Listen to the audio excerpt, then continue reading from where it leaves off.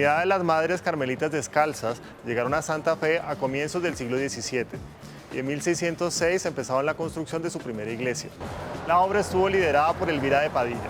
Posteriormente se construyó el claustro. Esta iglesia y el claustro sirvieron de albergue para la comunidad de las Carmelitas Descalzas hasta 1861, cuando debido a la ley de desamortización de manos muertas promulgada por Tomás Cipriano de Mosquera en 1861, fueron obligadas a abandonar estas dos construcciones. El claustro pasó a manos del gobierno nacional, quien lo adaptó como cuartel. Este uso se mantuvo hasta 1892, cuando fue entregado a la comunidad de los padres salesianos, quienes decidieron establecer allí el primer colegio de artes y oficios de la ciudad.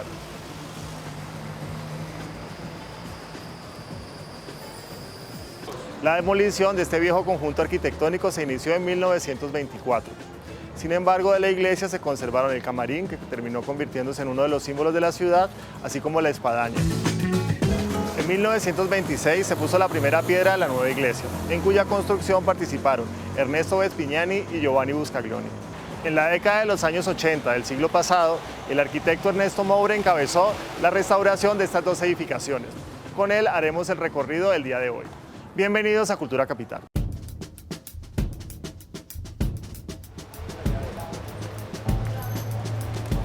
Hola Ernesto. Hola Alberto, ¿Cómo estás? Pues muy contento de hacer este recorrido por esta iglesia, que es de las que menos se visitan en el centro histórico. De las que menos se visitan y de las que costó más trabajo declararlas monumento nacional y protegerlas. Sí. ¿Por qué? Porque en su momento esto era considerado como una arquitectura demasiado decorada y de mal gusto.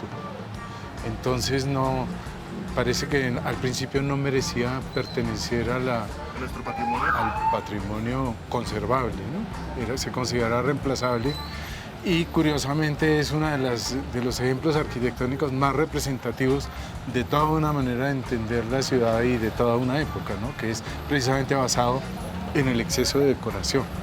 Digamos que la iglesia podríamos clasificarla como surrealista, porque nada de sus elementos, digamos, corresponde exactamente al urbanismo donde funcionan, ¿no?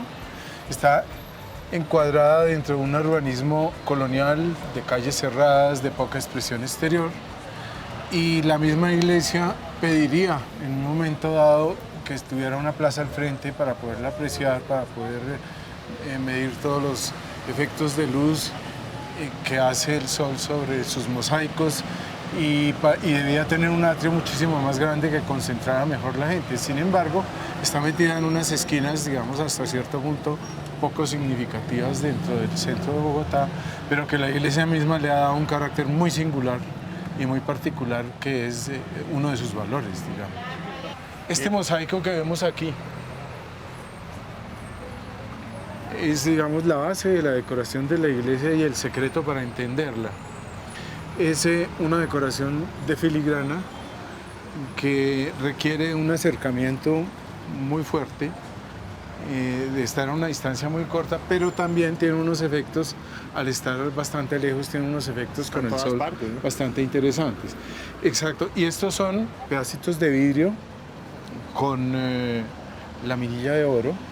Y después esmaltados. Aún los de otros colores tienen la laminilla de oro por debajo para tener un efecto tornasoleado cuando el sol les da directamente.